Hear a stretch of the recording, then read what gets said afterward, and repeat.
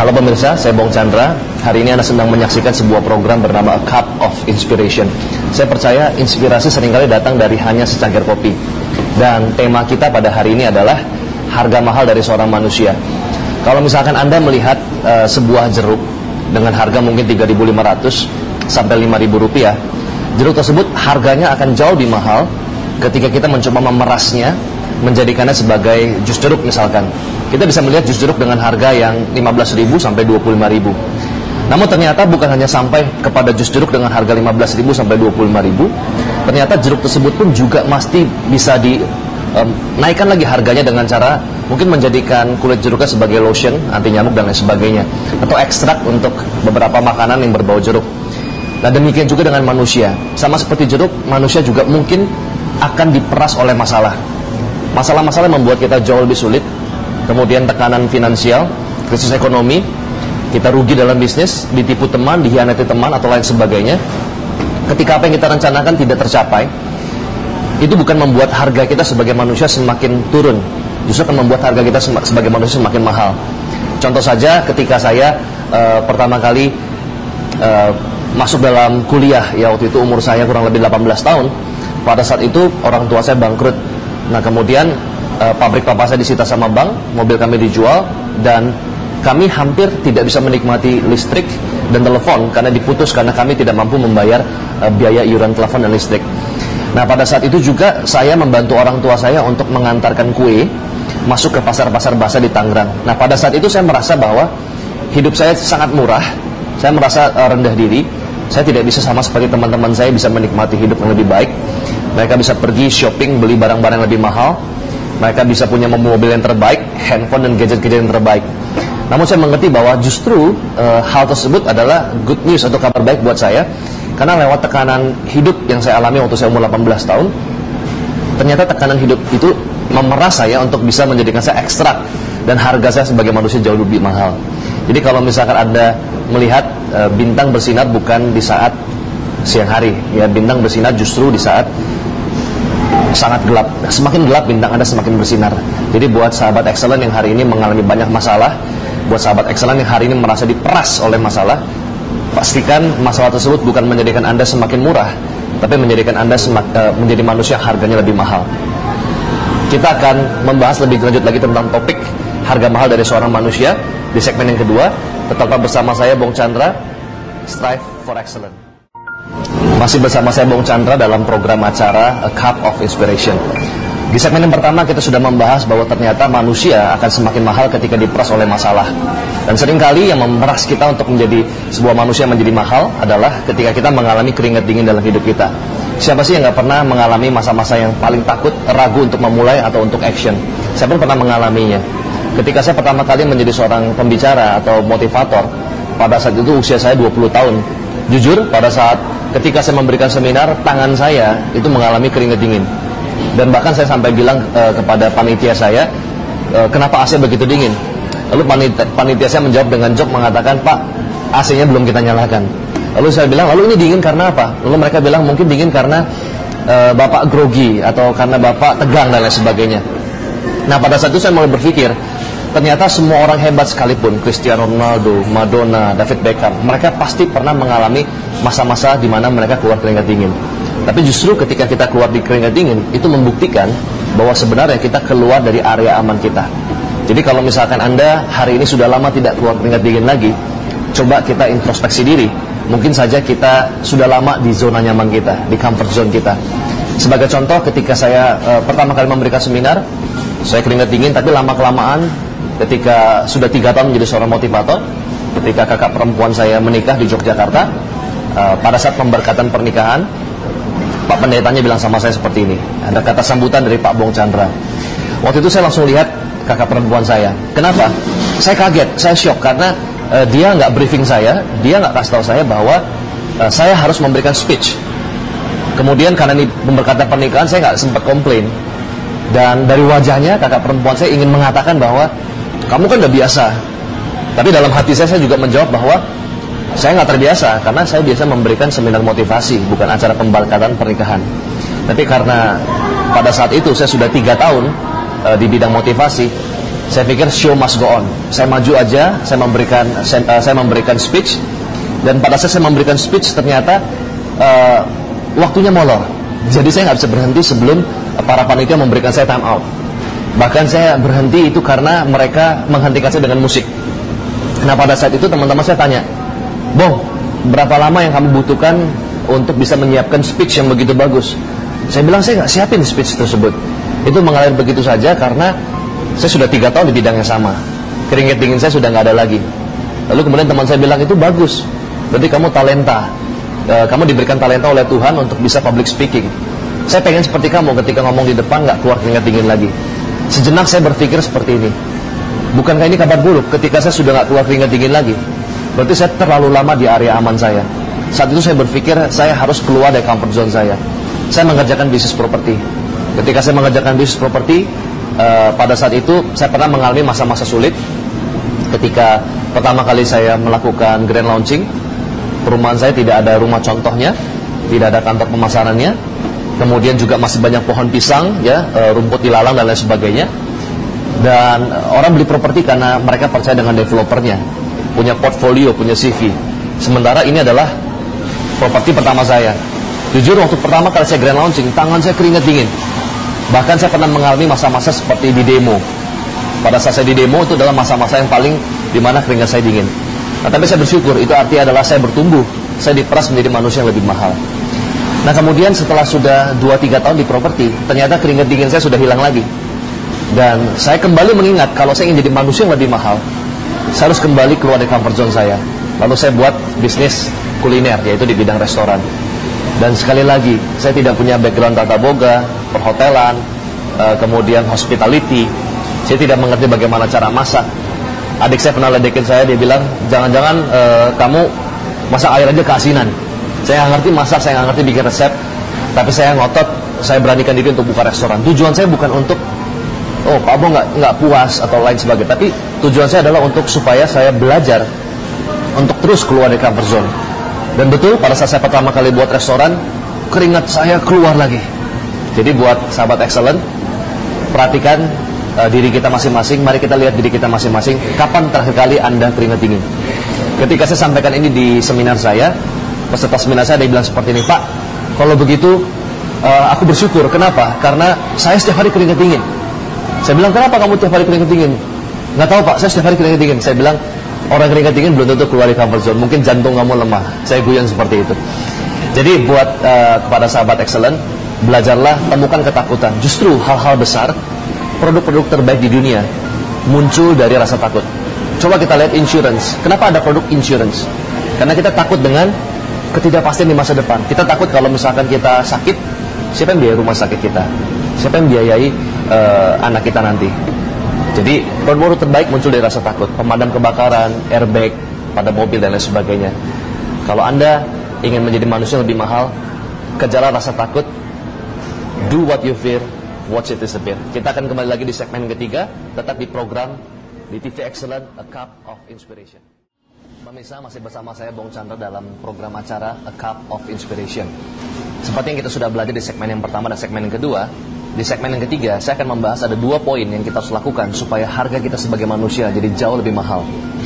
Poin yang pertama adalah kita harus mampu mengubah kegagalan menjadi kesuksesan. Apa yang saya maksud dengan mengubah kegagalan menjadi kesuksesan? Mari kita lihat seorang bos ya dari sebuah perusahaan bernama Post-it. Kita lihat ternyata bos dari perusahaan ini pertama kali itu tidak berencana untuk membuat sebuah kertas memo. Awalnya ia ingin mencoba membuat lem paling kuat di dunia. Ternyata pada saat diuji coba di sebuah kertas, ditempel di sebuah tembok, ternyata lemnya bukan adalah lem paling kuat di dunia. Ternyata lem tersebut justru sangat nemble, sangat lemah dan gampang lepas. Namun karena dia sudah terlanjur membuat lem paling kuat di dunia dan ternyata jadi lem paling lemah di dunia, dia pikir sayang kalau dibuang. Akhirnya dia mencoba untuk mengubah kegagalan menjadi kesuksesan. Kertas-kertas tadi itu dijadikan sebagai memo untuk pengingat dia, baik untuk reminder meeting, ya reminder untuk makanan misalkan ditaruh di kulkas dan lain sebagainya, ditaruh di layar komputer, di laptop dan lain sebagainya. Ternyata dari kegagalan tersebut akhirnya muncul sebuah ide. Kalau misalkan reminder ini atau kertas memo ini berguna untuk saya, pasti kertas memo ini juga berguna buat orang lain yang sering kali lupa harus ngapain, to-do listnya seperti apa. Akhirnya muncullah sebuah perusahaan dengan omset yang sangat besar bernama Post-it. Jadi kalau kita bisa lihat, ternyata untuk bisa menjadikan kita manusia yang lebih mahal, kita harus mampu mengubah kegagalan menjadi kesuksesan. Contoh yang kedua, krisis di Amerika Serikat, krisis global yang terjadi di Amerika Serikat tahun 2007 membuat banyak perusahaan besar bangkrut. Sebut saja Lehman Brothers, ya, kemudian beberapa asuransi terbesar di Amerika pun juga crash, ya, juga bangkrut. Nah, pada saat itu perusahaan berlomba-lomba memecat dan mem-PHK karyawannya. Ada yang memecat 2.000 karyawan, ada yang memecat 1.500 karyawan, bahkan ada yang memecat seluruh karyawannya. Pada saat itu semua orang menghemat uangnya. Pada saat itu orang semuanya adalah banyak yang terjadi pengangguran di mana-mana. Nah, dari masalah tersebut ternyata kalau bisa kita fokus, solusi seperti apa? Kalau kita fokus, apa yang bisa kita pelajari dari kejadian buruk tersebut? Ternyata kita bisa memperoleh benefit. Jadi kalau kita fokus sama masalahnya, kita akan dapat masalahnya. Kalau kita fokus sama solusinya, kita akan dapat solusinya. Ternyata ada sebuah perusahaan yang mampu mengubah krisis tadi menjadi peluang. Perusahaan ini bergerak di bidang jasa pemecatan karyawan. Ini perusahaan yang sangat unik sekali. Jadi perusahaan ini membantu perusahaan-perusahaan besar yang merasa kesulitan mem-PHK akibat krisis ribuan karyawan. Dan tentu saja untuk mem-PHK karyawan kita perlu kemampuan personal yang baik. Kita perlu kemampuan psikologi yang baik. Nah, dengan cara seperti itu, orang yang dipecat, yang di-PHK tidak mengalami sakit hati. Nah, akhirnya perusahaan ini justru mengalami profit yang luar biasa. Dan perusahaan ini pernah difilmkan dalam film Up in the Air. Dan sangat populer di tahun 2008 atau 2009. Nah, jadi kalau misalkan kita ingin jadi manusia yang lebih mahal, kita perlu belajar mengubah masalah kita menjadi peluang. Nah, bagaimana dengan Pak Bong Chandra? Saya juga pernah mengalami ketika saya kuliah desain grafis di Universitas Binus. Saya membuat sebuah tugas namanya teori warna. Pada saat saya membuat tugas tersebut, saya bikin dari jam 3 sore sampai jam 3 pagi. Ada pepatah yang mengatakan orang yang kuliah desain grafis itu nggak pernah tidur, ya, karena nggak pernah mimpi buruk. Nah, kalau misalkan kita lihat, ketika saya kerjain tugas dari jam 3 sore sampai jam 3 pagi, tugasnya sudah selesai 90% kurang lebih. Dan kemudian saya harus kuliah jam 6.20. Ya, 6.20 saya harus berangkat. 7.20 saya mulai kuliah. Tiba-tiba waktu saya mau ke toilet, kaki saya menendang cat poster dan tugas saya yang sudah selesai 90% itu tumpah. Anda bisa bayangkan betapa sakit hatinya saya saat itu. 90% tugas saya kerjakan dari jam 3 sore sampai jam 3 pagi, sudah 90% jadi tumpah hanya karena saya ingin ke toilet. Nah, banyak orang berpikir, sudahlah, udah pasti nilai tersebut jelek, atau mendingan gak usah dikumpul. Tapi saya fokus bagaimana mengubah masalah menjadi peluang, mengubah kegagalan menjadi kesuksesan. Apa yang saya lakukan, apa yang saya kerjakan saat itu? Jam 6 pagi saya pergi ke rumah sahabat saya. Dia punya rumah lantai 2. Saya berdiri di terasnya. Kemudian saya taruh buku gambar saya sudah awur-awuran yang sudah berantakan dengan tumpahnya cat tersebut. Lalu saya taruh di lantai bawah, saya pergi ke lantai 2. Lalu saya tetesin, ya, cat poster berwarna-warni dari lantai 2 ke lantai 1. Teman saya tanya, "Kamu buat apa, Bong?" Saya bilang, "Kamu nggak ngerti, ini cuma orang seni yang ngerti." Ya, padahal saya juga bilang saya nggak ngerti, ini juga udah asal-asalan. Dia tanya, "Ini buat apa?" Saya bilang, "Ini saya mau buat hasil karya abstrak." Saya bilang, "Abstrak apa?" Teman saya bilang. Saya jawab asal-asalan, saya bilang, "Natural." Karena kan memang tumpah itu kan natural. Jadi saya teteskan cat dari atas ke bawah dan ternyata hasilnya bagus. Hasilnya bagus. Dan pelajaran dari yang saya dapatkan dari pelajaran desain grafis adalah desain grafis beda, ya, seni itu beda dengan matematika. Kalau matematika 2 ditambah 2 sama dengan 4 dan itu pasti. Tapi kalau seni, ya, 2 tambah 2 belum tentu 4. Apa yang menurut kita bagus belum tentu menurut dosen bagus. Ya, apa yang menurut dosen bagus, ya kita nggak usah protes, betul ya. Jadi ada antara dua itu. Jadi kalau menurut kita bagus, menurut dosen belum tentu bagus. Kalau kata dosen bagus, dosennya jangan diprotes. Saya beranikan diri, saya kumpulkan. Pada saat saya kumpulkan, seminggu kemudian dibagi. Begitu dibagi, dosen panggil saya, "Bong Chandra." "Ya," saya bilang. "Ini kamu lukis apa?" Saya bilang, "Abstrak, Dos." "Abstrak apa?" Saya bilang, "Natural." Saya udah siapin jawabannya. Lalu dosen saya bilang, "Bagus ya." Dalam hati saya, kalau dosen bilang bagus, jangan diprotes. Saya bilang, iya banyak yang bilang. Saya dapat nilai 8,5. Jadi ternyata ini adalah hasil yang nyata. Kegagalan mampu kita ubah menjadi kesuksesan. Itu adalah hal yang pertama.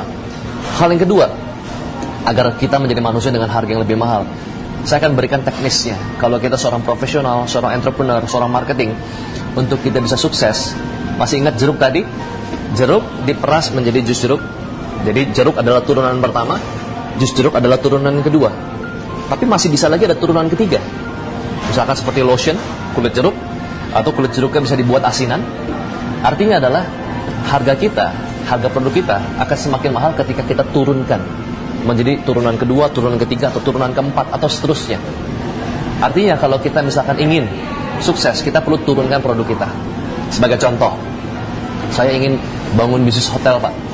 Coba kita hitung berapa biaya untuk membangun bisnis hotel. Kita perlu beli tanahnya, kita perlu bangun hotelnya, kita perlu isi interiornya. Ternyata kita membutuhkan modal yang sangat mahal. Berapa lama rata-rata hotel balik modal? Untuk hotel bintang 5 rata-rata 10 tahun. Untuk hotel bintang 3 rata-rata 6 tahun. Ternyata hotel bukan bisnis yang terlalu baik, karena 5 tahun, 10 tahun balik modal terlalu lama. Belum kalau ada krisis dan lain sebagainya. Bagaimana cara menaikkan potensi kita? Kita perlu turunkan produk hotel. Contohnya apa? Kita turunkan hotel, turunan kedua, manajemen hotel. Kita mungkin nggak punya hotelnya, tapi kita mungkin punya kemampuan manajemen yang baik. Kita bisa buat manajemen hotel. Manajemen hotel tidak perlu keluar modal. Kita hanya perlu people power. Kita hanya perlu sistem. Ada orang yang punya gedungnya, ada orang yang punya kamarnya, punya tanahnya. Kita katakan sama dia, kamu susah kelolanya, biar saya yang kelola. Saya minta 10% aja. Saya minta royalti 5% aja. Dengan cara seperti itu, karena kita nggak perlu keluar modal, return on investment kita jauh lebih kecil. Ini adalah contoh turunan yang kedua. Pak Bong, bisa nggak diturunin lagi ke turunan ketiga? Bisa. Manajemen hotel, di bawahnya ada lagi sekolah untuk manajemen hotel. Para manajemen hotel, mereka perlu people power. People power perlu edukasi. Kita yang support tersebut, ya, kita yang support edukasinya, kita yang support pembelajarannya. Nah, banyak hal yang bisa kita lakukan. Contoh saja restoran misalkan. Kalau kita beli ayam, kita beli sapi, kita beli beras, itu turunan yang pertama. Mungkin harganya nggak bisa dijual mahal. Tapi ketika kita mendesainnya menjadi sebuah kafe, menjadi restoran, kita buat konsep yang menarik. Di kafe saya buat konsep restoran penjara. Saya buat interior penjara. Saya buat the story behind the product. Saya turunin produknya. Saya jual service yang bagus. Maka harganya bisa menjadi lebih mahal. Banyak hal yang bisa kita contohkan. Properti bisa menjadi seorang developer properti, tapi butuh modal yang besar. Atau bisa menjadi seorang, kita turunkan yang kedua. Yang kedua, kita bisa menjadi seorang agent properti. Kita nggak perlu keluar modal. Atau yang ketiga, kita bisa menjadi konsultan properti. Nah, jadi buat sahabat excellent, kalau Anda ingin sukses, jangan hanya jual produk turunan yang pertama. Ciptakan dan jual produk turunan kedua, turunan ketiga, atau seterusnya. Kesimpulan dari segmen 1 sampai segmen 3 adalah curigalah dengan yang mudah. Kenapa saya katakan curigalah dengan yang mudah? Banyak orang selalu ingin kaya cepat. Banyak orang ingin kaya instan, sukses instan. Tapi saya belajar no freelance, tidak ada makan siang gratis. Kalau ada orang datang kepada kita bilang seperti ini, hanya dengan taruh uang kamu nggak perlu tidur, ongkang-ongkang kaki kamu dapat duit. Maka jauhi orang seperti itu. Ya, curigalah dengan yang mudah dan nikmati yang sulit. Sekali lagi, curigalah dengan yang mudah, namun nikmatilah yang sulit. Kenapa? Karena ketika kita mengerjakan hal yang sulit, ada hal-hal besar di balik hal-hal yang sulit. Jadi bersukacitalah, karena ketika kita makan makanan yang pahit, tentu itu jauh lebih sehat. Tapi kalau kita makan makanan yang manis, kita tahu kita bisa kena diabetes dan lain sebagainya. Nah, lewat program ini, saya berharap kita semua bukan hanya menjadi manusia dengan harga yang rata-rata, tapi kita bisa menjadi manusia dengan harga yang mahal. Syaratnya hanya satu, beranilah untuk melawan arus. Kenapa ikan salmon harga lebih mahal daripada yang lain? Karena ikan salmon terus melawan arus. Jadilah kaum minoritas, kerjakan apa yang tidak dikerjakan orang lain, maka besok Anda akan mendapatkan apa yang tidak didapatkan orang lain. Semoga acara ini memberikan Anda manfaat. Sampai jumpa di acara yang berikutnya dalam acara A Cup of Inspiration, sebuah program yang memberikan Anda inspirasi dan motivasi. Saya Bong Chandra, see you at the top. Halo, saya Bong Chandra. Anda sedang menyaksikan sebuah program inspirasi bernama A Cup of Inspiration. Kenapa kita memberikan nama tentang program ini? Karena inspirasi seringkali datang dan hadir hanya dari secangkir kopi. Sebuah novel fenomenal bernama Harry Potter yang dikarang oleh J.K. Rowling pun muncul hanya dari ketika J.K. Rowling sedang santai di sebuah kafe dan menikmati secangkir kopi. Dan tema kita pada hari ini adalah Iman 1 meter. Nah, saya ingin cerita sebuah kisah nyata yang terjadi di Chili, ada seorang petugas bangunan yang terjatuh dari lantai 10 sampai ke ground. Anda bayangkan biasanya orang jatuh dari lantai 10 sampai ke ground itu pasti meninggal dunia. Tapi ya puji Tuhan, thanks God, beliau selamat dan hanya mengalami patah di tulang iga, di tangan, di kaki dan lain sebagainya. Dan beruntungnya lagi, seorang petugas bangunan ini itu masih menyadarkan diri. Kemudian akhirnya langsung kru penyelamat datang dan menghampiri si petugas yang malang ini. Kemudian dipakailah tandu, diangkatlah seorang petugas yang malang ini di atas tandu. Nah kalau misalkan sahabat excellent perhatikan, tinggi dari tandu itu nggak sampai 1 meter. Atau mungkin saya sebut tinggi dari tandu itu 1 meter. Nah petugas malang ini masih menyadarkan diri. Lalu ketika diangkat, badannya begitu sakit, diangkat di tandu, lalu petugas bangunan ini bilang seperti ini kepada kru penyelamat, tolong jangan jatuhkan saya lagi. Saya mohon tolong jangan jatuhkan saya lagi. Nah kalau Anda perhatikan sahabat excellent, bukankah Tuhan baru menyelamatkan dia jatuh dari lantai 10? Sekarang hanya karena 1 meter aja dia takutnya minta ampun. Nah seringkali manusia sama seperti petugas bangunan ini. Ketika kita melewati masa-masa yang sulit, masa-masa yang besar, yang begitu berat, tapi ketika kita sudah lewati itu, semua sudah lewat, dan sekarang ada cobaan kecil, ada kerikil kecil, kita seringkali ragukan Tuhan. Kita seringkali udah down terlebih dahulu. Nah, iman 1 meter, saya pilih judul tersebut untuk mengingatkan kembali bahwa sebesar apapun masalah kita, kendala kita, toh akan lewat juga. Coba kita lihat 5 tahun, 10 tahun ke belakang. Berapa banyak masalah-masalah yang toh lewat. Berarti hari ini, masalah yang hanya sekerikil kecil, pasti kita bisa lewati. Nah, lalu saya bertanya-tanya, kenapa kok yang di atas atau Tuhan suka memberikan kita beban, mencobai kita, ternyata untuk mengetes iman kita. Lalu kemudian ketika saya mengajak teman-teman saya partner untuk berbisnis, ternyata enggak semuanya berani. Beberapa dari mereka ragu, mereka buat perhitungan dan lain sebagainya. Saya tidak katakan perhitungan kehati-hatian itu jelek, tapi saya cuma mengatakan Tuhan menciptakan keraguan itu untuk 2 tujuan. Yang pertama, Tuhan menciptakan keraguan supaya manusia berhati-hati. Tanpa keraguan manusia pasti asal sikat, ya tidak berhati-hati, tidak hitung-hitungan dulu.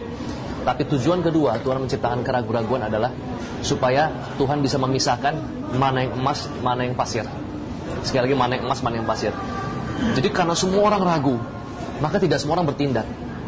Dan ada reward yang besar yang Tuhan sudah sediakan buat orang yang berani untuk mengambil langkah. Jadi buat sahabat excellent yang hari ini mencoba ingin mengambil langkah, ingin berbisnis, percaya sama saya. Ketika saya mulai bisnis properti pertama kali, saya nggak ngerti properti. Saya bukan arsitek, saya desain grafer. Yang kedua, saya nggak ngerti tentang properti, saya nggak ngerti tentang legalitas properti, PJB properti, nggak punya pengalaman di bidang properti. Oh, atau mungkin Pak Bong teknik sipil, saya juga bukan teknik sipil. Pada saat Pak Matius mengajak saya untuk join di bisnis properti, kenapa saya mengambilnya? Jujur, ya karena saya tidak bisa hitung-hitungan. Jujur karena saya nggak ngerti. Karena saya nggak bisa hitung-hitungan, saya lakukan. Nah banyak orang terlalu banyak menghitung, ya terlalu banyak mengkalkulasikan. Padahal tinggi cuma 1 meter, tapi mereka meragukan. Ya padahal mereka sudah lewati hal-hal besar di masa lalu, tapi mereka ragukan Tuhan. Nah yang saya alami adalah saya ambil dulu, karena tidak ada keadaan yang sempurna. Yang paling penting adalah kita mulai dulu, lakukan langkah pertama, kita sempurnakan pelan-pelan. Banyak orang yang berpikir, wah saya perfeksionis Pak orangnya. Percaya sama saya, orang yang terlalu perfeksionis adalah orang yang memiliki standar paling rendah. Kenapa saya katakan orang yang menuntut kesempurnaan justru memiliki standar paling rendah? Sama seperti kita ketika kita ingin membidik sebuah papan, ya dengan panah. Banyak orang yang jago membidik. Dia memperhatikan arah angin, dia memperhatikan tekanan udara, dia mengeker, dia membidik, setengah jam lewat, 1 jam lewat. Kenapa saya katakan standar paling rendah? Karena dia tidak melepaskan busur panahnya. Jadi buat Anda yang hari ini ingin memulai, ingin melangkah, tapi takut, ingat sama saya, mulai dulu, lakukan langkah pertama. Kalaupun kita salah, kita perbaiki. Karena tidak ada kata gagal, yang ada hanya sukses dan belajar. Masih bersama saya, Bong Chandra, dalam acara A Cup of Inspiration. Dan tema kita, seperti yang di segmen pertama, adalah iman 1 meter. Dari sini saya ingin berbicara bahwa iman 1 meter dengan 10 lantai. 10 lantai mungkin kalau 1 lantai 2 meter berarti 20 meter. Sebenarnya sama aja. Jadi kalau kita perhatikan banyak orang bermental kecil. Mereka mengerjakan hal-hal yang kecil. Karena mereka berpikir mengerjakan hal yang kecil itu jauh lebih mudah. Nah ini satu paradigma yang kurang tepat. saya belajar dan menemukan bahwa ternyata hal yang kecil dan hal yang besar tingkat kesulitannya sama. Contoh misalkan, saya membangun sebuah proyek perumahan kecil, yaitu hanya rumah yang besarnya 36 meter, 48 meter, sampai 60 meter. Kemudian ternyata sama susahnya ketika saya tanya sama seorang teman saya membangun apartemen. Saya tanya, susahnya sama nggak? Sama, Pak Bong. Dan dari sana saya berpikir bahwa ternyata manusia seringkali bermental kerdil, karena mereka menganggap iman 1 meter dengan iman 10 meter dan 20 meter itu sama saja. Jadi mulai hari ini, kalau memang Tuhan bisa menyelamatkan kita, tadi seorang petugas bangunan dari Chili yang jatuh dari lantai 10 selamat, maka Tuhan juga akan mengerjakan hal yang sama pada saat 1 meter. Jadi kalau memang hal yang besar, hal yang kecil sama, kenapa kita nggak berpikir besar? Henry Ford berkata seperti ini, kalau Anda berpikir Anda bisa, Anda benar. Kalau Anda berpikir Anda tidak bisa, Anda juga benar. Karena sama-sama benar, kenapa kita nggak berpikir kita bisa? Ada 3 poin yang saya ingin sampaikan. Ada 2 poin yang saya ingin sampaikan agar kita bisa menjadi orang yang sangat sukses. Yang pertama, kita perlu mengumpulkan koin keberhasilan kita. Pada saat kita menemukan masalah yang kecil, masalah kerikil kecil, seringkali kita ragukan Tuhan. Kita perlu lihat ke belakang. Kita perlu flashback ke belakang bahwa kita sudah lewatin banyak mujizat, banyak keselamatan, banyak hal-hal atau masalah besar yang kita sudah lewati. Sama seperti ketika kita nonton sebuah film dengan judul God of Gamblers. Dalam film tersebut, coba Anda lihat, mana orang yang lebih percaya diri? Orang yang punya koin lebih banyak atau orang yang punya koin lebih sedikit? Saya yakin orang yang lebih percaya diri adalah orang yang punya koin lebih banyak. Demikian juga dengan kita. Kalau kita ingin lebih percaya diri, ya kita perlu mengumpulkan koin keberhasilan kita, sekecil apapun. Banyak orang memiliki standar yang terlalu sulit untuk sukses. Contoh, saya sukses kalau saya punya 10 miliar. Saya sukses kalau saya punya mobil Ferrari. Padahal sebenarnya standar sukses kita jangan terlalu besar. Karena banyak orang berpikir ketika saya punya Ferrari, ketika saya punya 10 miliar, saya bahagia. Hal terbalik. Karena kita bahagia, uang datang dengan sendirinya. Jadi ketika saya minta Anda untuk mengumpulkan kesuksesan Anda di masa kecil, di masa dulu, di zaman 5-10 tahun kebelakangan, saya tidak minta Anda untuk mengumpulkan kesuksesan besar, hanya kesuksesan kecil. Bagi saya, sukses itu sederhana. Ketika saya lebih baik dari kemarin, itu sudah sukses. Ketika saya membantu seorang gadis, waktu saya masih SD, dia tidak bisa bukakan tutup botol, saya bantu dia bukakan. Itu sudah sukses. Saya ingin cerita dari seorang yang bukan siapa-siapa. Ketika dia mengumpulkan koin keberhasilannya, ternyata dia meraih sukses yang luar biasa. Ada seorang motivator. Motivator ini diminta untuk coach seorang atlet judo. Nah, atlet judo ini nggak pernah menang. Ketika di coach oleh motivator ini, dia tanya, kamu pernah menang nggak judo? Nggak pernah. Sekalipun nggak pernah. Sekalipun turnamen kecil pun nggak pernah katanya. Lalu kemudian korek-korek lagi, yakin kamu nggak pernah menang? Lalu akhirnya pejudo yang loser ini, dia jawab, aku pernah menang 1 kali. Oh, kapan? Aku menang pada saat latihan. Jadi bukan kompetisi, pada saat latihan. Dan pada saat latihan pun, itu lawannya lagi flu, lagi sakit. Jadi menang hanya kebetulan. Tapi kata motivator ini, it's okay. Itu koin keberhasilan. Jadi jangan membuat standar sukses kita terlalu susah. Karena kalau kita bikin standar sukses kita terlalu susah, kita unhappy. Kalau kita unhappy, kita tidak happy, kita tidak bahagia. Karena standar sukses kita nggak tercapai, sukses nggak bakal datang. Akhirnya motivator ini bilang sama pejudo ini, sekarang gini, sebelum kamu bertanding, kamu tutup mata kamu. Kamu bayangkan, pada saat kamu waktu itu menang, waktu latihan, apa yang kamu rasakan? Bayangkan itu, dia bayangin. Waktu menang, walaupun hoki, walaupun lawannya lagi flu, dia begitu gembira. Ya, adrenalin dia naik, ya, kemudian mata dia lebih bersinar, lebih berapi-api, dia lebih percaya diri. Akhirnya apa yang terjadi? Dia menang kompetisi, dia masuk ke 16 besar, dia masuk ke 8 besar, dia masuk ke semifinal. Di final akhirnya dia kalah jadi juara 2. Anda perhatikan, dari seorang yang loser nggak pernah menang jadi juara 2. Sahabat excellent, kenapa dia jadi juara 2? Ternyata karena dia didiskualifikasi.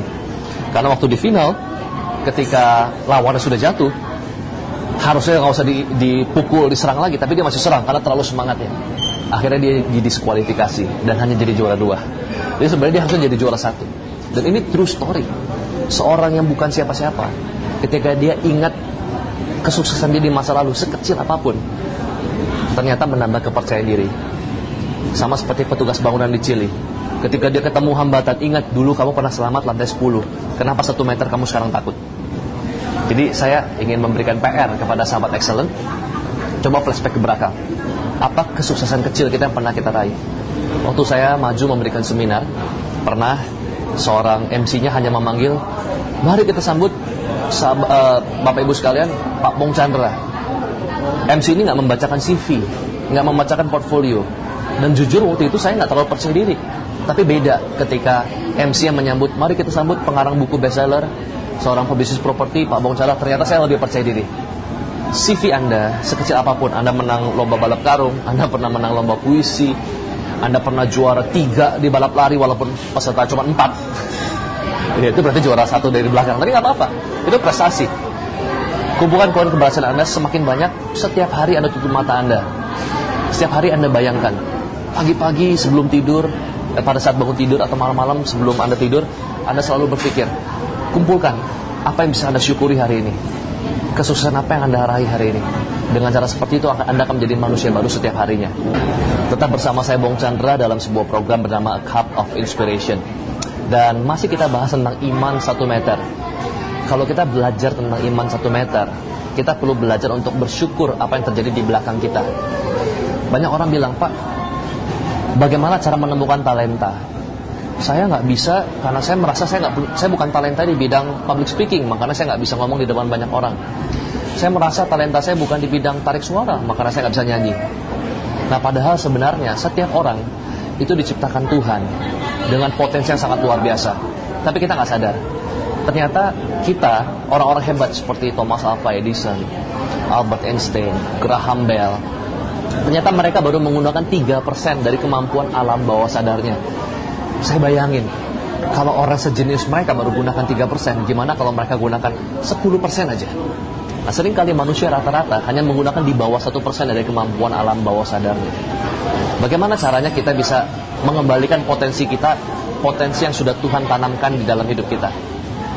Saya ingin berikan sebuah ilustrasi supaya kita sadar tentang potensi besar ada dalam hidup kita. Ada seorang paman yang lagi pergi ke sebuah rumah saudaranya. Banyak keponakan-keponakan yang masih kecil, lari-larian. Kemudian dia bilang sama pamannya, keponakannya bilang sama pamannya, Om, boleh nggak pinjam handphonenya? Ya, sebutlah smartphone lah. Ketika dipakai handphonenya, dimainin, ternyata 6 jam nggak dibalik-balikin sampai baterainya habis. Lalu kemudian pamannya tanya, kamu main apa? 6 jam sampai baterai Om habis. Lalu kemudian anaknya bilang, aku main game A lah, game B lah, dan lain sebagainya. Aku bikin video, aku edit videonya, jadi main video editing, Instagram lah, dan lain sebagainya. Lalu kemudian omnya bilang seperti ini, lu memang ada game itu? Lu emang bisa ya video editing? Lalu kemudian keponakannya bilang, loh, om yang punya handphone kok, tanya saya. Nah, dari hal yang kejadian kecil ini kita belajar bahwa banyak orang menggunakan smartphone ternyata paling tidak hanya menggunakan 10% dari fitur yang ada. Betul? Saya yakin sahabat excellent juga mengalami hal yang sama. Handphonenya canggih, BlackBerry canggih, tapi hanya menggunakan kamera, video, Facebook, Twitter, BBM. That's it. Banyak fitur-fitur yang kita nggak tahu, banyak fitur-fitur yang kita tidak gunakan. Tapi bukan berarti fitur tersebut nggak kita gunakan, bukan berarti fitur tersebut nggak ada. Sekali lagi, bukan berarti fitur tersebut nggak digunakan, itu bukan berarti fitur tersebut nggak ada. Manusia juga sama, fiturnya sudah ada. Kita punya fitur untuk mengerjakan hal-hal yang besar. Manusia punya fitur untuk mengerjakan hal-hal yang bisa mengubah dunia, mengubah Indonesia. Nah, tapi seringkali kita nggak gunakan, lalu kita klaim itu bukan talenta kita. Saya masih ingat ketika saya kuliah, kalau saya nggak didorong untuk public speaking, hari ini saya tetap jadi anak yang introvert, pendiam, kuper, dan nggak bisa ngomong. Tapi waktu itu karena pelajaran karakter building di kuliah, jadi ada kurang lebih 8 orang, satu kelompok 8 orang, dan kami sudah siapkan presentasi, nanti kamu ngomong bagian ini, nanti kamu mau ngomong bagian ini. 8 orang sama teman-teman saya. Ketika teman saya pegang mic, orang pertama, saya orang ke-8, gemeteran, bingung mau ngomong apa. Dan akhirnya teman saya kasih mic ke orang nomor 2. Kasih mic ke orang nomor 2, orang nomor 2 juga grogi sama, bingung mau ngomong apa. Dia kasih mic ke nomor 3, kasih mic ke nomor 4, saya nomor 8. Sampailah mic ini ke saya. Saya mau kasih ke kiri, udah dosen. Saya pikir saya nggak bisa balikin lagi ke nomor 7. Saya mau nggak mau harus bicara.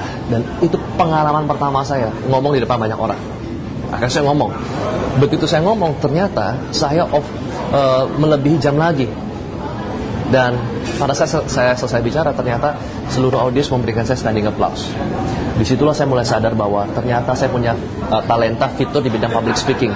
Dan saya nggak pernah tahu sebelum saya dijorokin. Teman-teman, nggak ada cara lain. Sahabat excellent, nggak ada cara lain. Kalau kita mau berenang, selain kita basah, betul? Cemplung dulu, baru kita bisa berenang. Tabrak pagar dulu, baru kita bisa belajar mobil, betul ya? Jadi, kita ingin mengajak sahabat excellent ya untuk kita berani. Temukan fiturnya. Ada sebuah cerita true story dari seorang pengemis asal Prancis. Jadi jangan salah ya, pengemis juga ada di Prancis.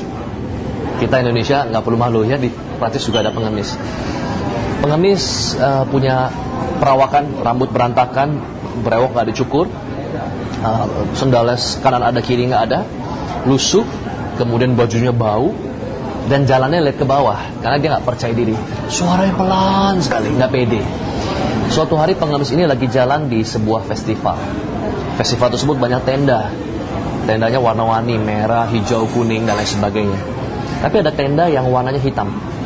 Di antara semua tenda, semua jualannya makanan, pernak-pernik, kemudian merchandise, baju. Tapi ada satu tenda warna hitam. Tenda tersebut isinya ada tulisan meramal gratis. Pengemis nggak punya uang. Dia pikir, gimana caranya untuk bisa beli? Gak ada yang bisa. Tapi yang ini gratis, dia masuk.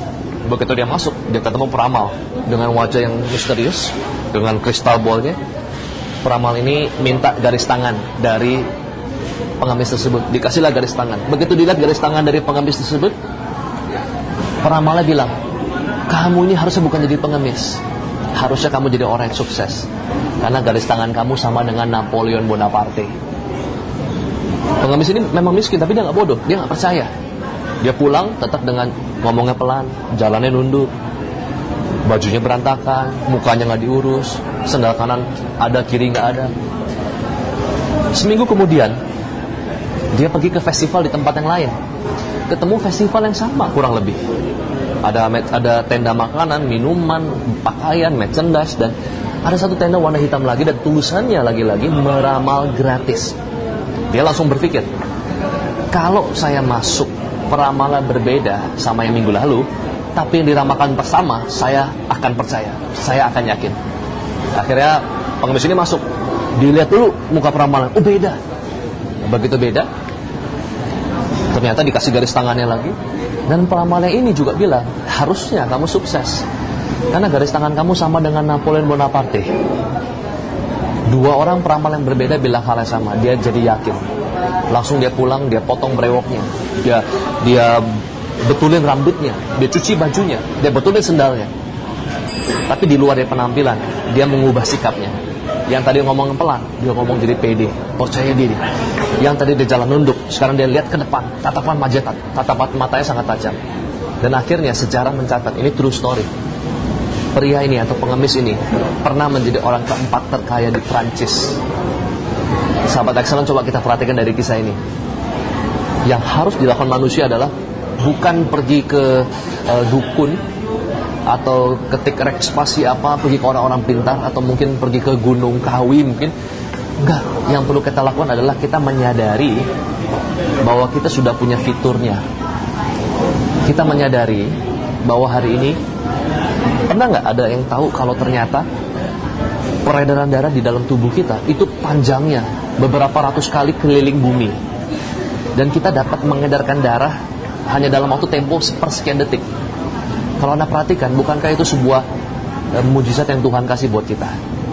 Bukankah itu iman 10 lantai yang tadi saya ceritakan di segmen yang pertama? Tugas kita adalah kita perlu menyadari bahwa kita sudah punya fiturnya. Sahabat excellent, ketika Anda sudah mengetahui bahwa Anda punya fiturnya dan tugas Anda dalam memaksimalkannya, kesimpulan dari program hari ini adalah do what you love, kerjakan apa yang Anda cintai. Banyak orang mengerjakan apa yang tidak mereka cintai. Nah, ketika kita mengerjakan apa yang kita cintai, hal yang pertama akan kita lakukan adalah kita tidak akan tanya berapa bayaran kita. Itu yang pertama. Yang kedua, kita tidak akan lihat jam tangan kita. Kerjakan apa yang kita cintai dan jadi yang terbaik di bidangnya, pasti kita sukses. Ada yang bilang, Pak, tapi aku mencintai pekerjaan ngerumpi. Jadilah perumpi terbaik di dunia.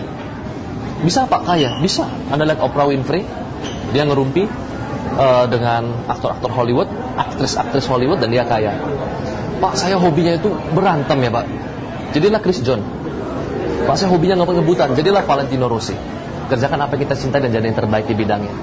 Nah, tapi di sini yang ingin saya beritahukan adalah seringkali namanya jalan hidup manusia itu berbeda-beda. Pak, hari ini saya mengerjakan apa yang tidak saya cintai. Terus gimana? Saya katakan ada dua cara mengerjakan apa yang kita cintai. Kita kerjakan dari sekarang atau kita menundanya. Ketika saya ingin pergi ke Bandung, saya senang naik sedan. Tapi ternyata sedan saya rusak. Lalu ada tumpangan mobil jeep mengarah ke Bandung. Apa yang akan kita lakukan? Kita tetap pilih jeep tersebut as long as selama kita bisa sampai ke tujuan yang sama, yaitu Bandung. Mobilnya berbeda, tujuannya sama. Jika Anda hari ini tidak beruntung, Anda mengerjakan apa yang tidak Anda sukai, nggak masalah. Ketika Anda mengerjakan apa yang tidak Anda sukai dan Anda jadi yang terbaik di bidangnya, itu adalah profesionalisme. Itu adalah profesionalisme. Ketika Anda mengerjakan apa yang tidak Anda sukai, tapi Anda jadi yang terbaik di bidang Anda, sukses, Anda punya uang. Apa yang Anda cintai adalah melukis. Orang tua Anda nggak dukung. Buat kata orang tua Anda, melukis nggak bisa bikin Anda kaya. Ya sudah, kerjakan hal yang Anda nggak sukai, tapi Anda kaya di bidang tersebut. Ketika Anda financial freedom, bisa nggak Anda bikin pameran? Bisa. Jadi pergi dengan kendaraan lain, asal tetap pergi ke tujuan yang sama. Ketika saya ingin di bidang properti, ketika saya ingin di bidang mengarang buku, ketika saya ingin di bidang kuliner, saya nggak bisa langsung terjun di bidang kuliner. Saya harus belajar untuk mengerjakan apa yang tidak saya suka dulu. Saya mulai dari sales, saya mulai dari marketing, nawarin orang. Saya pernah diusir orang, saya pernah ketok pintu nggak ditanggapin orang. Ya, saya pernah tawarin orang dan orang nggak mau terima brosur saya.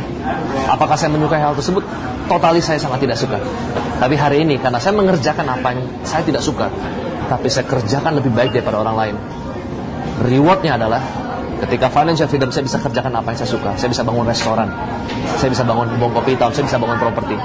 Jadi buat sahabat excellent, kesimpulan adalah ketika Tuhan sudah selamatkan Anda dari 10 lantai, jangan ragukan pekerjaan Tuhan pada saat Anda berada di ketinggian 1 meter. Jadilah lebih besar daripada masalah. Ketika Anda lebih besar daripada masalah, ketika Anda lebih besar daripada tantangan, saya percaya sahabat excellent akan jadi orang dan pribadi yang luar biasa. Semoga program ini memberikan Anda inspirasi dan manfaat. Sampai ketemu di episode berikutnya, A Cup of Inspiration. Saya Bong Chandra. See you at the top and strive for excellence. Jumpa lagi bersama saya Bong Chandra dalam sebuah program A Cup of Inspiration. Di dalam program ini selama 30 menit ke depan saya akan membagikan tips, yaitu 4 tips bagaimana supaya kita bisa menang di tahun 2014. Tanpa sadar sekarang kita sudah memasuki bulan kedua dari tahun 2014 dan saya yakin ya mungkin kita mulai tahun 2014 dengan hal-hal yang tidak enak. Ada yang banjir, kemudian juga gunung meletus, kemudian juga gempa, angin kencang dan lain sebagainya. Ditambah lagi juga kurs dolar kita dan rupiah kita yang terus bergejolak. Nah, tapi saya yakin di balik setiap masalah, di balik setiap krisis, tantangan, bencana yang ada, kita masih bisa survive, kita masih bisa menang. Tips yang pertama adalah progres di bawah nol. Progres, pemirsa, saya bagi menjadi 2, yaitu progres di bawah nol dan yang kedua adalah progres di atas nol. Nah, kalau Anda perhatikan 2 tangan saya, di titik tengah ini adalah titik nol. Kalau saya gerakan tangan saya ke kanan, ini adalah 1, 2, 3 dan seterusnya. Tapi kalau saya gerakan tangan kiri saya, ini adalah -1, -2, -3 dan seterusnya. Nah, banyak orang hanya familiar pada progres yang sebelah kanan, yaitu 1, 2 dan seterusnya. Contohnya adalah, misalkan saya mendapatkan profit atau keuntungan bisnis yaitu 10 juta pada bulan Januari. Lalu pada bulan Februari saya mendapatkan keuntungan naik 2 kali lipat menjadi 20 juta. Pada bulan ketiga menjadi 30 juta. Nah, banyak orang memberikan reward atas dirinya, atas orang lain, atas perusahaannya ketika apa yang mereka targetkan itu mencapai pertumbuhan yang positif, yaitu dari 10 juta, 20 juta, 30 juta. Tapi banyak dari mereka tidak menyadari bahwa juga ada pertumbuhan di bawah nol. Contohnya, misalkan kita rugi 30 juta bulan ini, lalu bulan depan kita rugi 20 juta. Kalau Anda perhatikan, walaupun sama-sama minus, tapi tangan kiri saya itu bergerak maju dari 30 menjadi 20. Dari 20 bulan depan rugi lagi menjadi 10. Sama-sama minus 10 juta. Belum sampai titik nol, apalagi plus. Tapi ada pergerakan. Nah, ini saya sebut dengan progres di bawah nol. Kenapa kita perlu menghargai progres di bawah nol? Karena alam bawah sadar kita punya cara kerja yang menarik. Kalau Anda perhatikan, kalau Anda mengikat sepatu, Anda nggak perlu berpikir.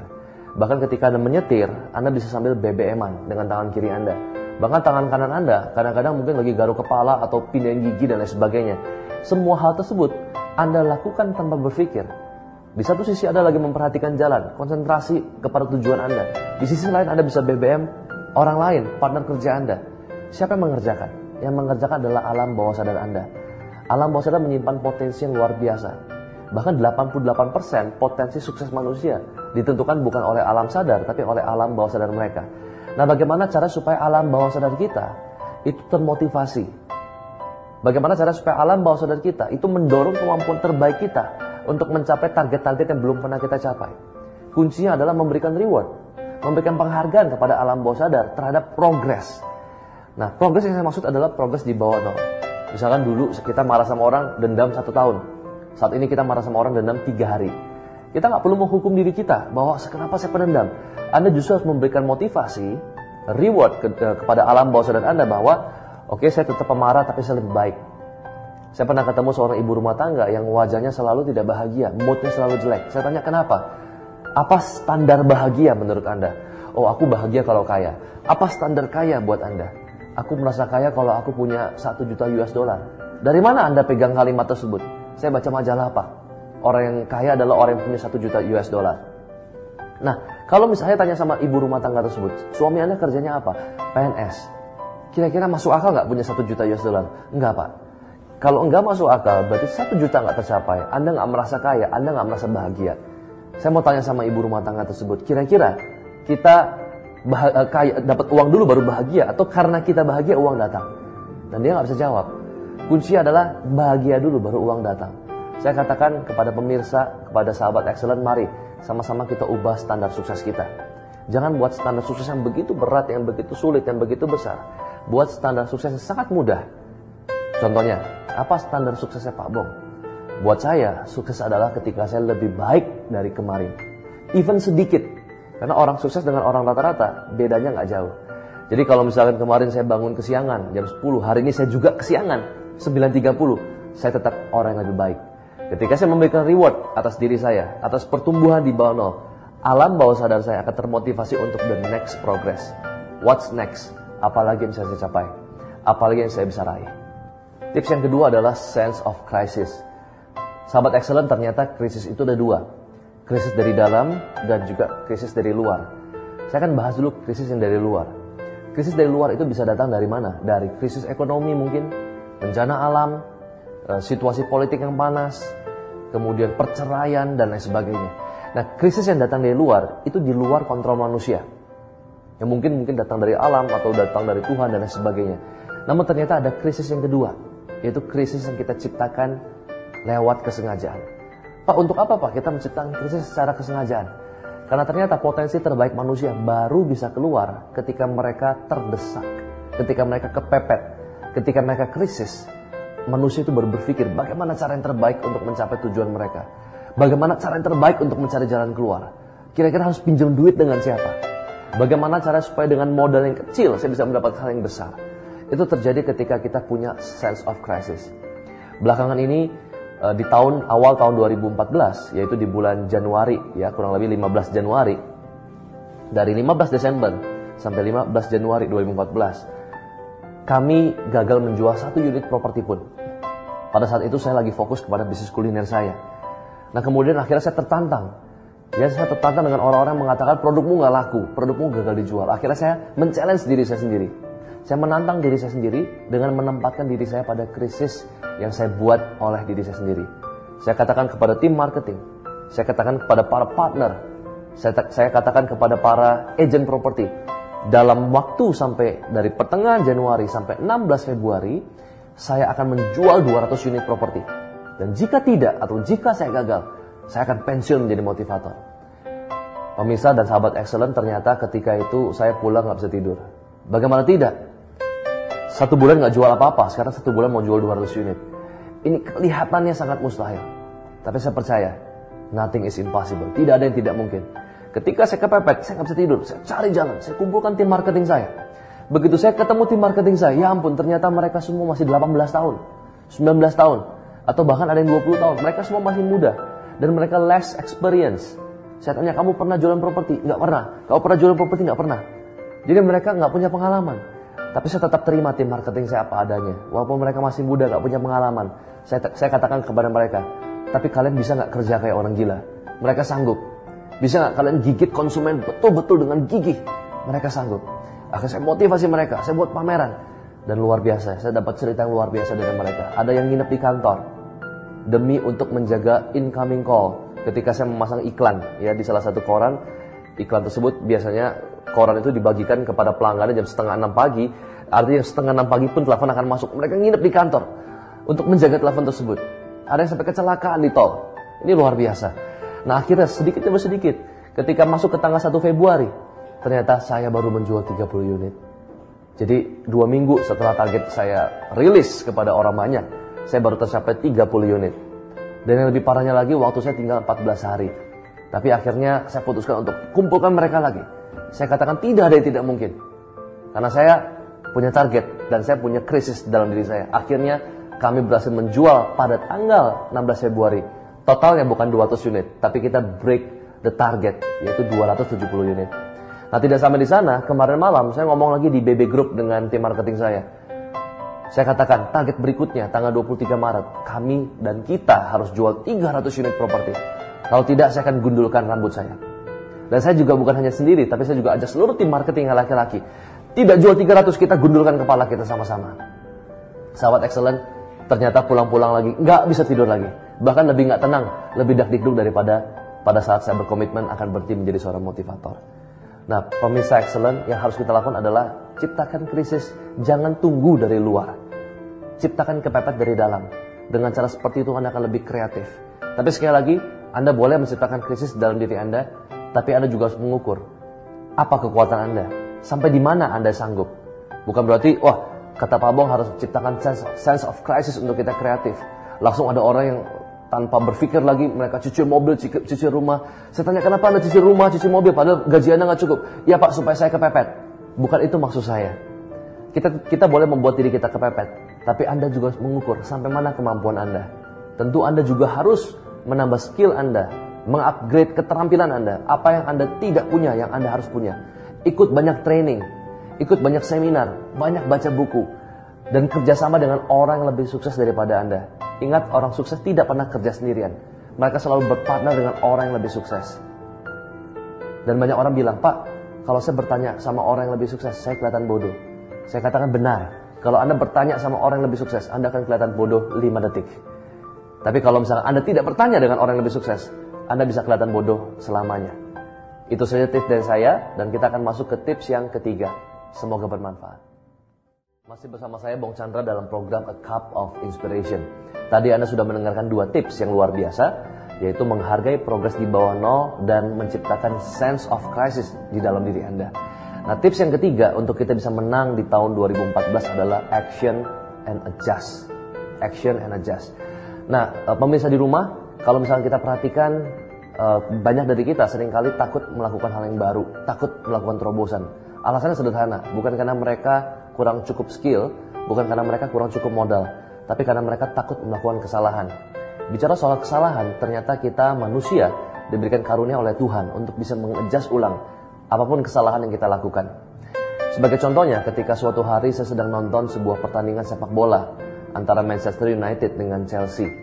Nah, sebagai penggemar sepak bola, rasanya aneh kalau kita nonton tayangan sepak bola, big match, dengan volume yang kecil, kurang meriah. Akhirnya saya putuskan untuk besarkan volumenya supaya suaranya pecah, apalagi kalau ketika para pemain dari Chelsea atau para pemain dari Manchester United mencetak gol. Nah, yang menariknya adalah ketika pertandingan berakhir, saya lupa mengembalikan volumenya ke volume awal ketika saya nonton sepak bola tersebut. Sehingga ketika pagi hari iseng-iseng saya buka TV, mungkin ingin nonton tayangan news di pagi hari, tentu saja kalau pagi hari itu biasanya identik dengan silent. Ya, suasananya lebih tenang, kita baru bangun tidur. Nah, tapi karena volume kemarin malam belum saya adjust ulang, begitu saya buka volume TV-nya, akhirnya suara begitu pecah, dan itu mengagetkan satu ruangan di pagi hari. Tapi apa yang saya lakukan? Saya ambil sebuah remote, kemudian saya adjust ulang, saya turunkan kembali volumenya seperti yang saya inginkan. Sama dengan TV, sama dengan remote TV, kehidupan Anda juga bisa di-adjust ulang. Jadi buat Anda yang selama ini tidak take action karena takut salah, karena takut rugi, karena takut ditinggalkan teman, ya, karena takut gagal dan punya trauma di masa lalu. Prinsipnya sederhana, Anda tidak perlu takut. Anda tidak perlu bawa rasa takut Anda dalam masa depan Anda. Yang Anda harus lakukan adalah Anda take action. Salah, Anda bisa adjust ulang. Sama seperti analogi TV tadi. Kalau kontrasnya terlalu terang, Anda kurangi kontrasnya. Kalau TV-nya terlalu terang, Anda kurangi brightness-nya. Anda punya remote TV, Anda punya fitur. Dan yang paling penting adalah action, salah, adjust lagi. Action, salah, adjust lagi. Action, salah, adjust lagi. Demikian seterusnya sampai Anda bisa mendapatkan hasil yang Anda inginkan. Nah, tapi Pak, ada yang bilang sama saya, Pak, saya sudah action tapi saya dapat masalah yang begitu berat. Tantangannya begitu sulit. Orang-orang seakan-akan menghalangi saya. Ya, keadaan seakan-akan menghalangi saya. Bahkan ada yang menyalahkan banjir. Ya, gara-gara banjir Pak, toko saya tutup 1 minggu. Gara-gara krisis, gara-gara dolar naik, ya, bisnis saya modalnya jadi bengkak dan lain sebagainya. Nah, tapi yang saya ingin katakan kepada sahabat excellent adalah semua masalah tadi, semua tantangan tadi, itu tidak membuat kita lebih lemah. Tapi semua masalah tadi, semua tantangan tadi itu membuat kita lebih kuat. Sebagai contoh, masalah yang terbaik hanya diberikan kepada manusia yang terbaik. Saya akan analogikan. Contohnya adalah ketika saya punya staff, saya punya karyawan. Saat ini saya punya lebih dari 250 karyawan.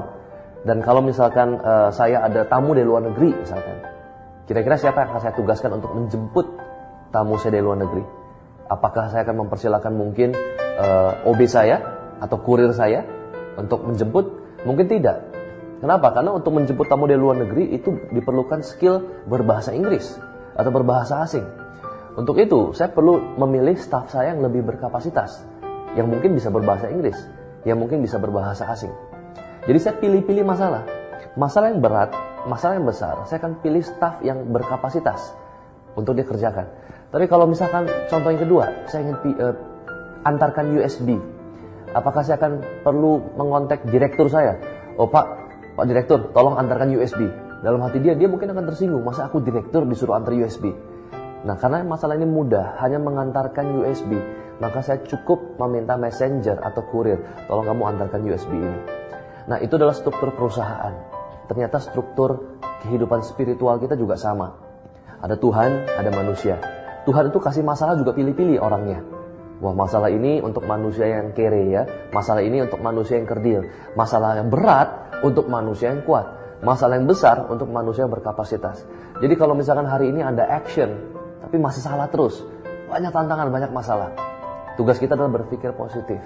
Kenapa? Karena ketika kita dapat masalah yang lebih besar daripada orang lain, daripada tetangga kita, daripada teman kita, itu bukan sebuah kutukan.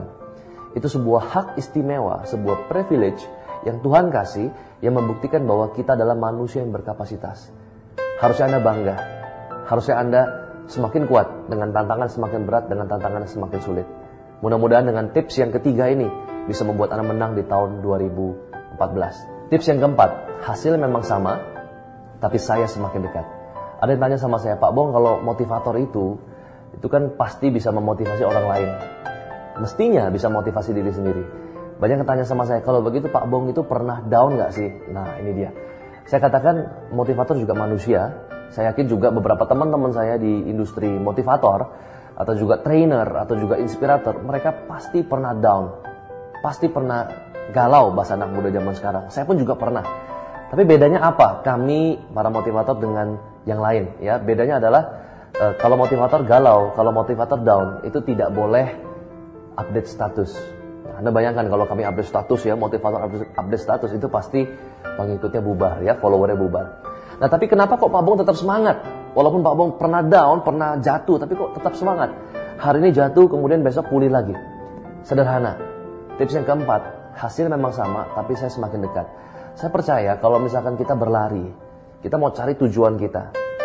Anggaplah Anda berlari sekencang yang Anda bisa. Bukan jogging, bukan juga hanya lari cepat atau jalan cepat, tapi Anda lari sprint secepat mungkin. Nah, ketika ada sesuatu yang mengganjal Anda, entah itu kerikil, entah itu batu, atau ada kaki orang lain yang mencoba untuk menekel Anda, menjatuhkan Anda. Kalau Anda lari secepat-cepatnya, minimal Anda akan jatuhnya ke depan. Anda bisa bayangkan. Kecuali misalkan Anda larinya hanya lari jogging, kemudian Anda ketabrak tembok atau disengkat orang atau ketabrak orang, Anda akan jatuh ke belakang. Tapi kalau Anda lari sekuat tenaga, ada seorang yang menjatuhkan Anda atau Anda tersandung oleh batu yang cukup besar, Anda akan jatuh ke depan. Dan kalau Anda jatuh ke depan, sebutlah Anda jatuh 1 meter ke depan. Pertanyaannya adalah, bukankah Anda semakin dekat pada tujuan Anda? At least 1 meter. Kalau Anda jatuh 2 meter ke depan, berarti Anda 2 meter lebih dekat daripada tujuan Anda. Saya yakin kita semua saat ini itu belum memiliki doa yang cukup benar. Seringkali kita doa hanya, Tuhan tolong bantu saya untuk singkirkan masalah ini. Itu doa yang kurang tepat. Itu doa yang kurang beriman. Doa yang beriman, doa yang tepat adalah, Tuhan bantu saya, berikan saya kekuatan untuk bisa kalahkan batu ini, ya, untuk bisa kalahkan tembok ini. Nah jadi sama, kalau misalnya kita hari ini jatuh, gagal lagi, mungkin bukan yang cuma kesekalinya Pak, mungkin bukan yang kedua kalinya, mungkin berbulan-bulan, selama 6 bulan, atau bahkan ada yang selama 1 tahun Anda gagal. Ingat kata-kata saya, Anda boleh tulis di dalam screensaver handphone Anda boleh tulis di dalam komputer Anda, laptop Anda, tulis. Hasil memang sama, tapi saya semakin dekat. Artinya adalah saya gagal lagi, tapi saya jatuhnya ke depan. Dan saya yakin, lambat atau cepat, kalau Anda terus ucapan kalimat tersebut, Anda akan sampai kepada tujuan Anda. Semoga bermanfaat. Masih bersama saya Bong Chandra dalam program A Cup of Inspiration. Tadi kita sudah mendengarkan keempat tips bagaimana cara supaya kita bisa menang di tahun 2014. Nah sekarang kesimpulan adalah bagaimana kita mengubah cara pandang kita. 2014, orang mengatakan tahun politik. Di tahun politik segala sesuatu tidak jelas. Ada yang mengatakan mungkin harga bahan baku, ya minyak dan juga dolar, semuanya menjadi sangat tidak menentu. Nah bagaimana Pak Bong menghadapi tersebut? Krisis tahun politik di tahun 2014. Nah sebagai pelaku bisnis properti, saya adalah orang yang sangat kena impact dari tahun 2014. Banyak orang yang ragu beli properti pada saat tahun politik. Mereka mengatakan, apakah benar? Apakah ini timing yang tepat untuk kita beli properti? Kenapa nggak tunggu pemilu presiden aja? Atau tunggu bulan September aja baru kita beli properti?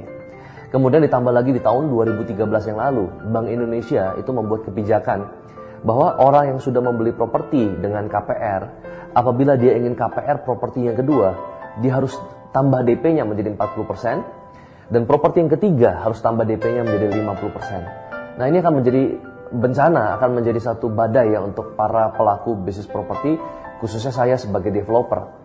Artinya orang yang tadinya bisa beli properti hanya dengan DP 20%, sekarang harus DP 50%. Banyak teman-teman saya akhirnya meninggalkan bisnis properti. Banyak dari mereka akhirnya mencoba untuk mengganti bisnis yang lain. Tapi saya mencoba mengubah cara pandang saya. Karena krisis atau resesi, kalau kita punya cara pandang yang tepat, resesi itu jadi resepsi. Ya, jadi tergantung cara pandang kita. Bahkan pada saat krisis tahun 98, banyak orang yang bangkrut, tapi banyak orang justru mendapatkan profit berkali-kali lipat dibanding tahun saat tidak krisis. Contohnya properti. Saat tahun 98, saat properti itu turun, saat banyak orang pergi ke luar negeri jual properti murah, di saat itulah banyak developer yang newcomer membeli lahan dengan tanah dengan harga yang murah. Saya mau mencoba mengubah cara pandang saya. Kalau misalkan DP properti yang ketiga lebih besar, itu saya anggap tidak menghambat untuk menjual properti. Kenapa? Justru itu memberikan saya kelebihan, memberikan saya kreativitas untuk bisa menjual properti lebih banyak. Kenapa? Karena banyak orang yang akhirnya tidak bisa membeli properti secondary. Akhirnya mereka beralih kepada properti primary, saya buat DP yang lebih ringan, DP yang lebih panjang. Kemudian tahun politik, ketika saya talk show di radio, ada yang tanya sama saya, Pak bagaimana beli properti tahun politik, bagus atau tidak bagus? Saya ubah cara pandang mereka. Terlebih dahulu saya ubah cara pandang saya. Saya katakan beli properti itu paling tepat di saat tahun politik. Karena pada saat itu developer justru memberikan harga yang termurah dengan cara bayar yang terlunak. Saya mengubah cara pandang saya mengubah cara pandang orang lain. Akhirnya dalam waktu 1 hari, tanggal 16 Februari yang lalu 2014, saya menjual 550 unit dengan terlebih dahulu mengubah cara pandang kita. Nah sekarang, bagaimana cara kita mengubah cara pandang kita? Apakah kita mengubah cara pandang kita kompetitor kita anggap sebagai satu masalah? Apakah kompetitor kita anggap sebagai justru tim sukses kita? Kenapa saya katakan kompetitor tim sukses kita? Banyak dari perusahaan IT, perusahaan internet, mereka paling takut di-hack atau dibajak. Tapi sebuah perusahaan yang bernama Google, mereka luar biasa. Mereka punya cara pandang yang brilian. Mereka menjadikan para hacker itu justru menjadi partner. Google memberikan sebuah reward, kompetisi hack Google. Jadi barang siapa yang bisa menghack Google, dikompetisikan dari seluruh dunia. Dan mereka yang menang akan mendapatkan 1 juta US dollar, 10 miliar rupiah. Anda bayangkan, jadi daripada mereka hack, ya tiba-tiba di Google keluar gambar aneh-aneh gitu ya, atau tiba-tiba Gmail nggak berfungsi, lebih baik dikompetisikan secara resmi. Dan hadiahnya pun besar, karena orang hack belum tentu dapat duit kan. Nah ini dikompetisikan. Jadi masalah itu bukannya ditahan, dihindari, lari, tapi justru masalah tersebut dijadikan sebagai leverage, dijadikan sebagai daya ungkit untuk memperbesar, mensukseskan Google sebagai company, sebagai IT company. Dan nantinya ketika orang yang menang sebagai juara hack yang bisa menghack Google, nantinya akan dipekerjakan dan dikasih gaji yang besar. Karena saya yakin para hacker itu sebenarnya jenius. Mereka bukan orang bodoh. Mereka bisa menghack, mereka adalah orang yang jenius. Hanya saja mereka menggunakan kejeniusan mereka untuk hal yang tidak baik. Satu terobosan yang dilakukan Google membuktikan bahwa masalah bukan masalah. Masalah adalah masalah tergantung Anda yang memberikan izin. Jadi kalau misalkan ada orang yang berkata kepada Anda payah, Anda pecundang, Anda loser, Anda boleh saja mendengar dan setuju. Tapi Henry Ford mengatakan, ketika Anda bilang Anda bisa, Anda benar. Ketika Anda bilang Anda tidak bisa, Anda juga benar. Kalau sama-sama benar, kenapa tidak Anda bilang Anda bisa? Apapun yang orang lain katakan kepada Anda, coba masukkan kuping kiri Anda cerna sebentar, keluarkan lewat kuping kanan Anda. Karena kepuasan terbesar dalam hidup adalah mengerjakan apa yang orang lain katakan tidak bisa Anda kerjakan.